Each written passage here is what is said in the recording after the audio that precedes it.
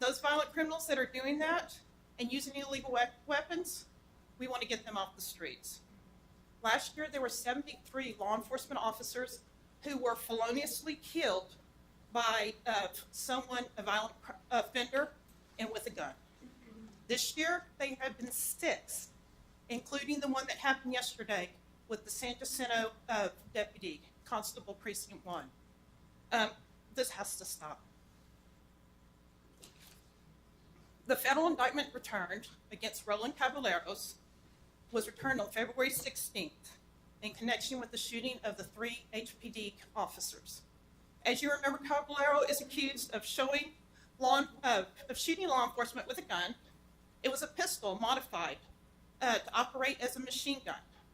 A fully automatic switch was attached. You may hear him as a Glock switch. He fled the scene on foot, then he carjacked a nearby vehicle. He fired again at the police officer and before he surrendered. On top of that, he was prohibited from possessing a gun. He was a felon. In the indictment, Roland Caballeros is charged with carjacking, discharging a firearm during a crime of violence, possession of a machine gun, and felon in possession of a firearm. He faces a minimum of 30 years in the federal penitentiary, up to life, for these serious federal charges. Right now, he's currently in state custody, and his federal parent state has yet to be determined. And we are working with the state on the charges too. We want to ensure he remains behind bars and does not get on the street to harm somebody else. We'd also like to announce 19 indictments for felon in possession of a firearm, but also some that have possessed a switch, a fully automatic switch that converts a semi-automatic to a fully automatic. The possession of that switch by itself is a machine gun. Under federal law, you don't even have to have it attached to a pistol or another firearm. But attaching it makes that pistol and other firearm fully automatic. These cases range from someone who took a pistol with the automatic switch attached into a retail store in our city, someone who had one out in front of a club over on Washington, to someone who had one protecting his drugs. They're all different kind of situations where these cases happen, different facts behind these. It's not just one set of factual situations. The charges and penalties on these are 10 years in the federal penitentiary, all the way up to life. And for those felon in possessions, if they have 2 violent felony offenses, they are looking at 15 years, in the federal penitentiary, up to life. My office, along with our partners here, state and local, and others that aren't here today, will continue to take these violent felonies and get them off the streets. If they're going to use these conversion switches, we're going to prosecute them. We're trying to make our streets safer again, and this is a way we think that we can do them. And so that's why we have done this here, and that's why we're all here today to prosecute these cases. I'd also want to thank other partners that have helped us that aren't here today with the arrest and some of the investigations, and that was the Galveston Police Department, the Harris County Precinct 2 Constable's Office, the Texas Department of Public Safety, and the Brazos County Sheriff's Office. Right now, I'm going to turn this over to Special Agent in Charge, Fred Milanowski with the Bureau of Alcohol, Tobacco, and Firearms. Good afternoon, everybody. As the U.S. Attorney spoke, there's 19 individuals indicted. 8 of those individuals were indicted for the illegal possession of an unregistered machine gun, all being involved with the Glock, full auto switch. Obviously, this is probably the 3rd time we've been in front of the media talking about these switches and firearms and modified guns. We've had several critical incidents in the city and the county, and we want to continue to keep a spotlight on this issue and have the community work with us to identify individuals that have these or are selling these devices. As you've heard before, but I'll tell you again, if there's a full auto switch on a pistol, They can put a 30-round magazine into that pistol and expend all 30 rounds in about 2.2 seconds. Okay? They can put a 50-round drum magazine on that firearm and expend those 50 rounds in about 4 seconds. So they're just throwing a ton of lead down range indiscriminately. We are just, when the 3 police officers from Houston the police department got into that shootout, we are just very lucky. If you remember, it was 4 weeks ago on a sunny afternoon on a Thursday. We are lucky there wasn't a ton of people on the sidewalks and on the streets because rounds were going everywhere from that full-auto pistol. So this is a concern both for community, public safety, as well as our law enforcement partners. People want to know, what are we doing? What is law enforcement? What is ATF doing about this problem? I will tell you, from fiscal year 2020 to fiscal year 2021, the number of investigations at ATF has tripled, and the number of seizures of these devices has risen 500%, 5-fold. So we are doing everything we can to put this on the front burner, to make these a priority, and to get these people off the street, which is obviously our strategy in these indictments that came down last week. Additionally, we've worked with the Houston Police Department and Harrison County Sheriff's Office to develop training videos for their patrol officers and their patrol deputies, right? Because we need them to be our eyes and ears out there on the street. They're dealing with a lot more criminals out there. They're dealing with traffic stops, they're dealing with search warrants. They're more likely to be coming across these. And in almost every one of these training sessions, we've had officers or deputies that have had the deer in headlights look that said, I've seen those. I saw a baggie full of them in a car that I stopped. I didn't know what they were.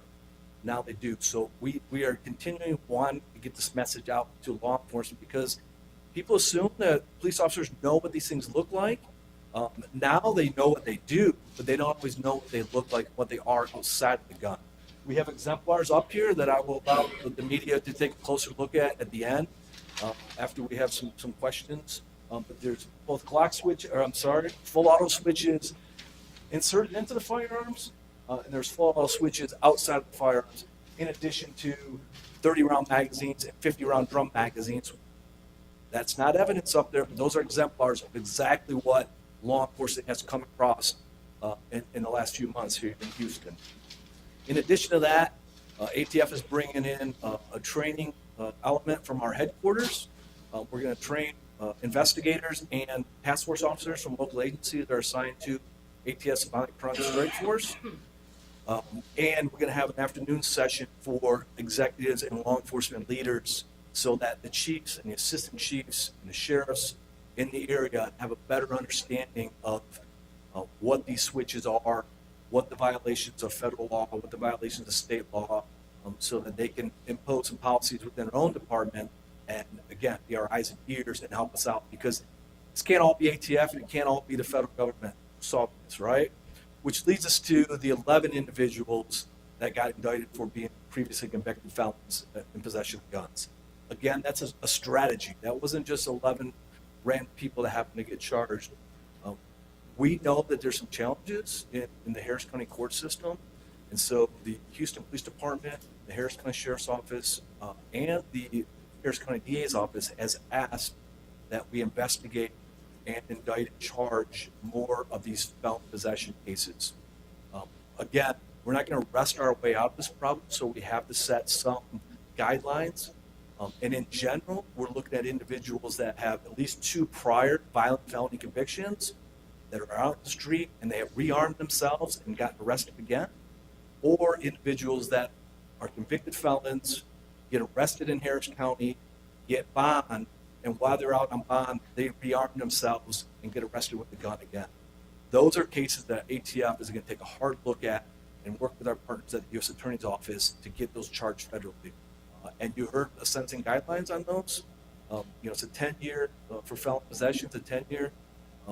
Caballero is looking at 30 years because he used a fully automatic weapon and discharged that weapon during a federal crime of violence, which was the carjacking.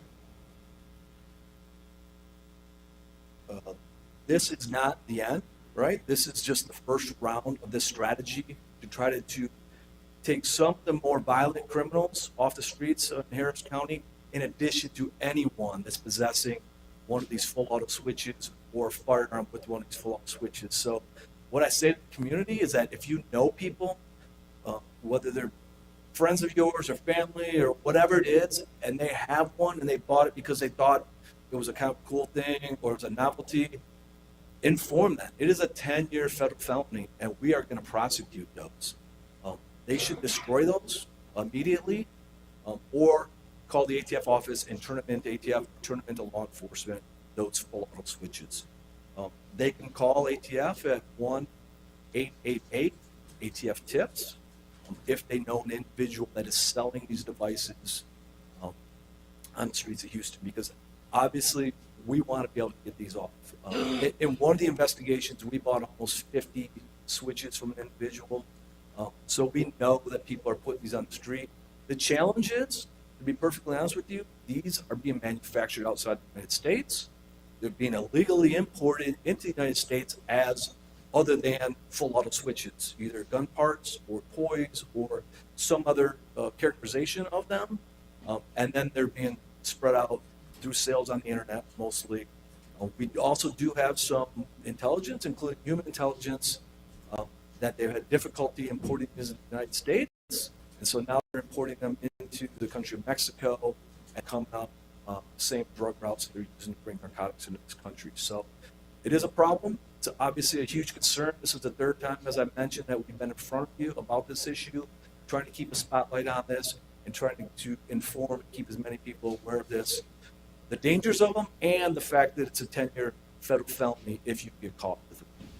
So I will leave it at that until the question and answer portion, and then also media come up and take a look at the exemplars that we have. With that, I will introduce Houston Police Department Chief Troy Finner. Thank you. Thank you very much. Good afternoon, everyone.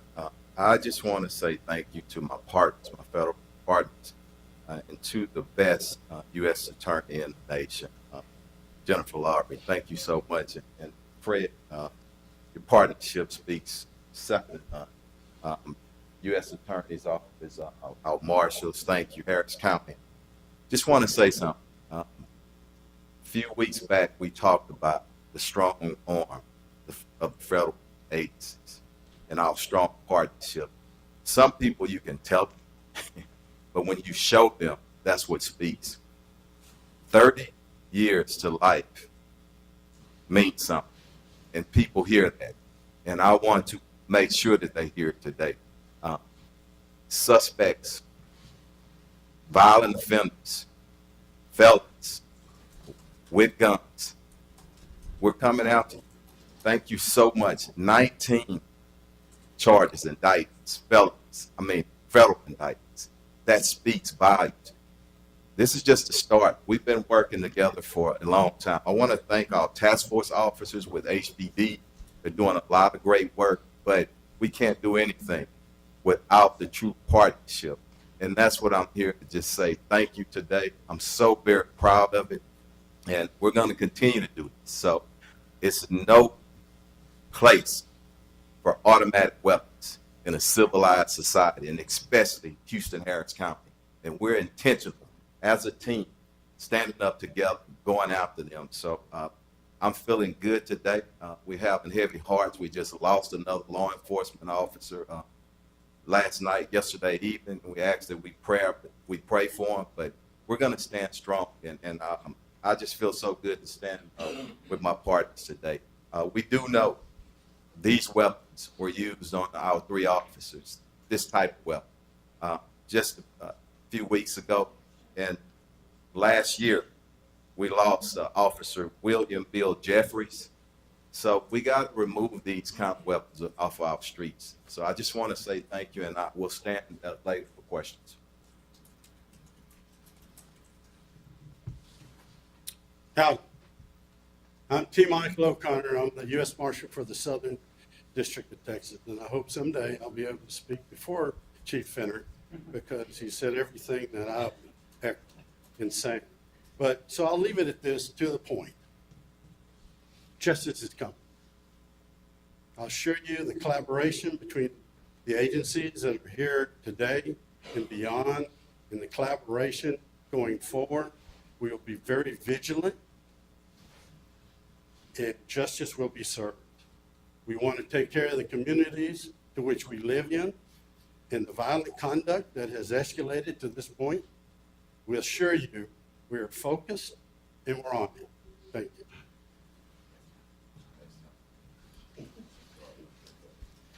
Good afternoon. I just want to say that the Harris County Sheriff's Office with our partners is committed to this effort. And we're letting the criminals know, just like everyone else has said up here, we're coming for you. If you have these devices, you will go to jail and you will be prosecuted. Thank you. So we'll open it up for questions now. Does anybody have anything? Yes, ma'am. I'm Donald Keith with Fox 26 News. Are all of the weapons there on the table, those were all confiscated from people in Houston? And also, you mentioned one person who's indicted had one of these fully automatic converted weapons at a retail store. Was this at an area mall, and did he try to rob the store? It wasn't at a mall, and he was caught walking in the store. So, but it was a retail store. I don't want to give out names to just Houston store. Houston store. Yes, yes. And as far as those are just examples. They were not collected in any of the indictments we were speaking about today. Can someone show us like what this? I'll let Special Agent Malinowski do that for you. He's good at that. So let me clarify something. These exemplars are real devices that are exactly like the evidence that was found in many of these cases. So, but none of this is actual evidence.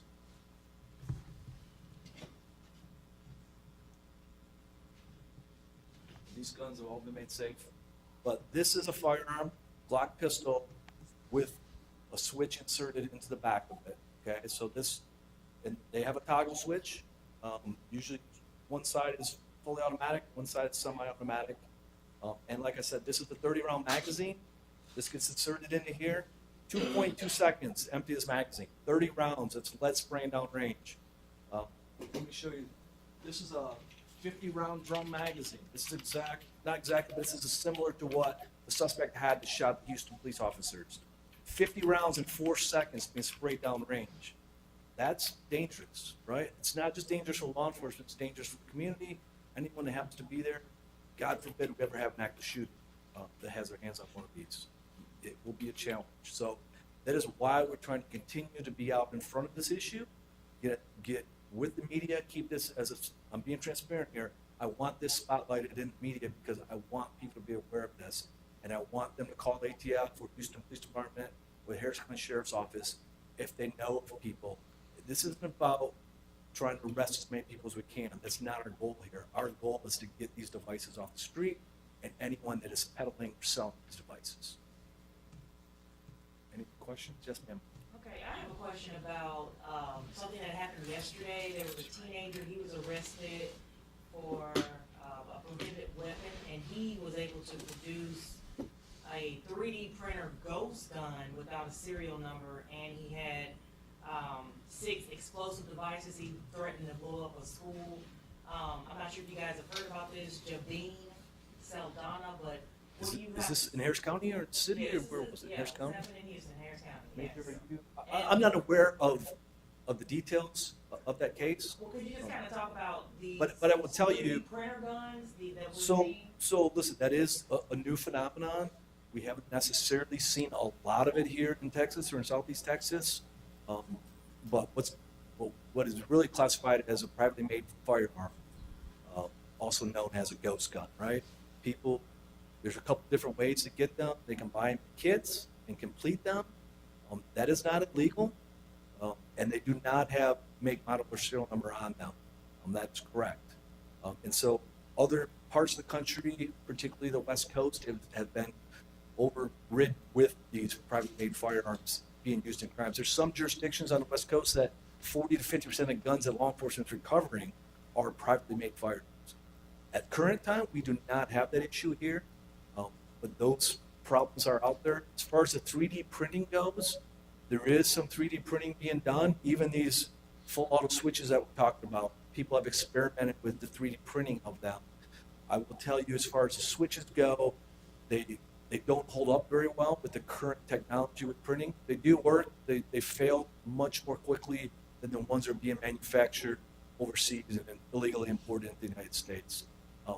But it's not a surprise to me that there's individuals being arrested with privately made firearms, or AKA ghost guns. So it's just as dangerous as some of these. Well, the danger, particularly with the privately made firearms that get in the hands of criminals, is there's no way to track them, right? It could be a murder weapon, but we have no way of tracking how that individual got that in his hands. The whole purpose of the Gun Control Act of 1968 was to require the markings on firearms, and so that if that gun is recovered at a crime scene, it can be traced back to the original purchaser of the gun to give law enforcement a lead on, okay, you bought this gun, how did that gun get from your hands to this criminal's hands? But with a privately made firearm with no markings on it, that's why they call them ghost guns, because it's impossible to know who actually manufactured it. To clarify quick, and then I have a question for Chief Finner. Based on what the U.S. Attorney was saying at the beginning, I was trying to follow all of the different cases as a summation. Was the shooting yesterday involving the deputy constable also the use of a Glock switch? No. No. Okay.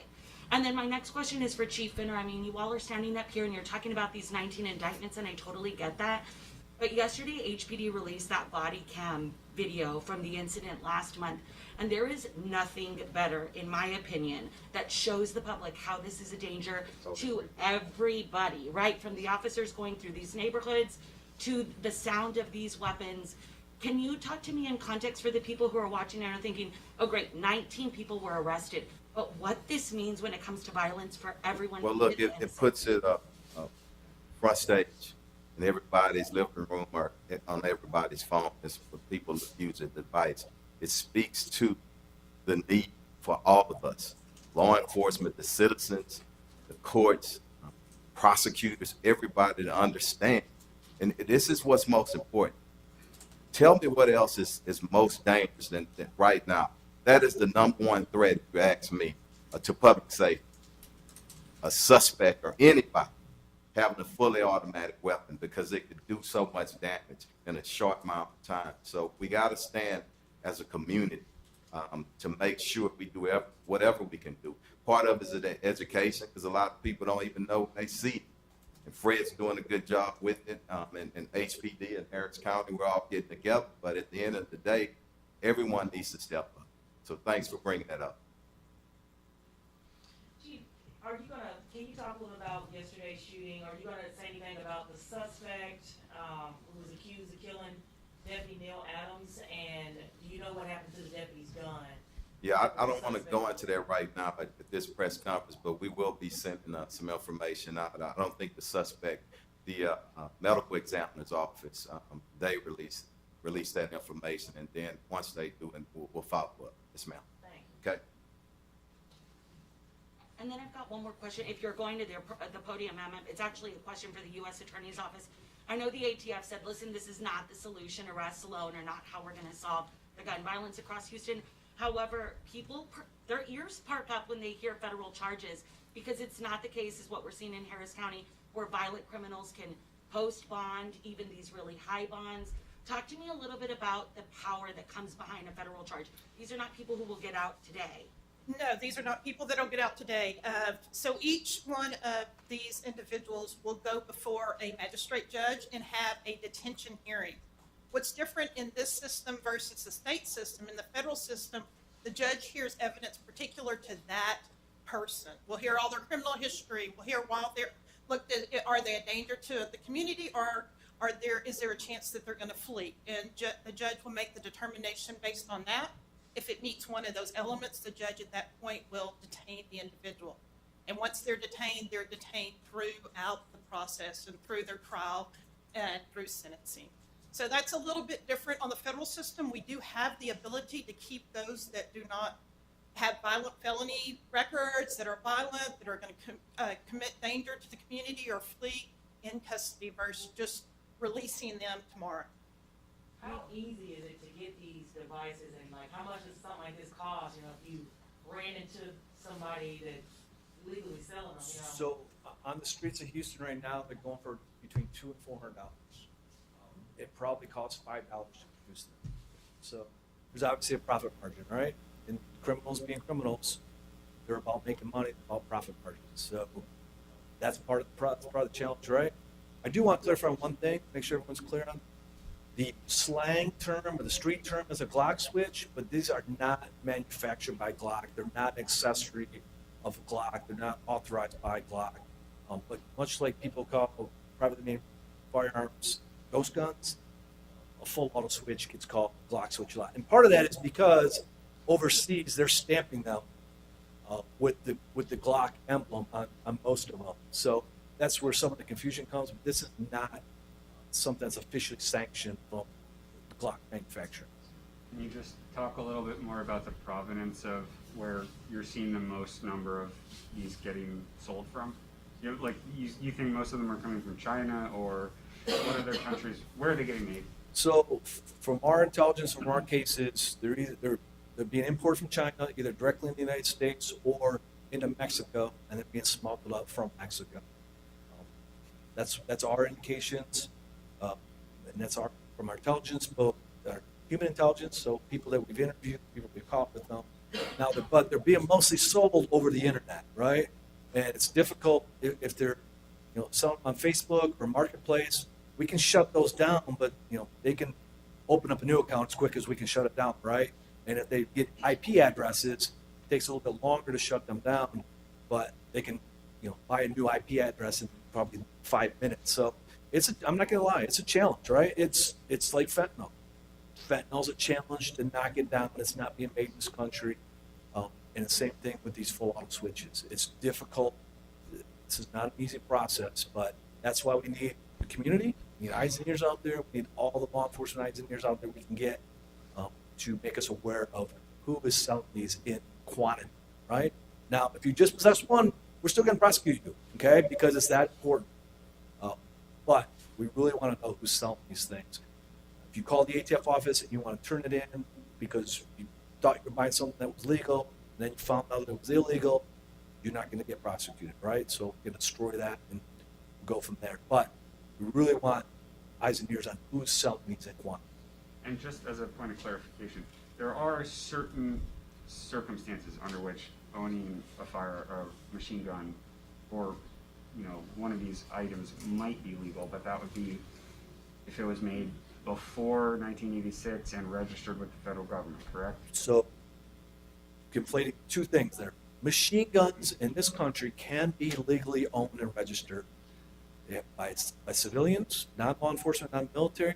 It had to be made before 1986. It's got to be registered with ATF. None of these were made before 1986, okay? But there's a small quantity nationwide that are legally registered with ATF because a company is licensed as a manufacturer by ATF, and they can create a sales sample, okay? And then they can register a sales sample with ATF. So nationwide, there's a very small number of these, but there are some that are registered. Some of those little switches are? Yes, some of these little switches. And then just in case somebody's watching on a live stream today and they're hearing about these boosted federal charges, why cannot every gun used in the commission of a crime, why can't that suspect automatically face a federal weapons charge? Well, first of all, not every crime with a gun is a federal violation, right? But if you're a convicted felon, you have a gun, or you do an armed robbery of a commercial business, we obviously charge those as a Hobbs Act. So there is a lot of cases involving guns that we do have federal charges. But like everyone else, there's limited resources. You can't convert the 80,000 backlog cases in Harris County all of a sudden over to the U.S. Attorney's Office. That's just not realistic, right? So we have to be smart about it. We have to have a strategy, which we do. We have in place a strategy for gun crime. So we just have to be smart about it and take most high-risk offenders of gun crime into the federal system.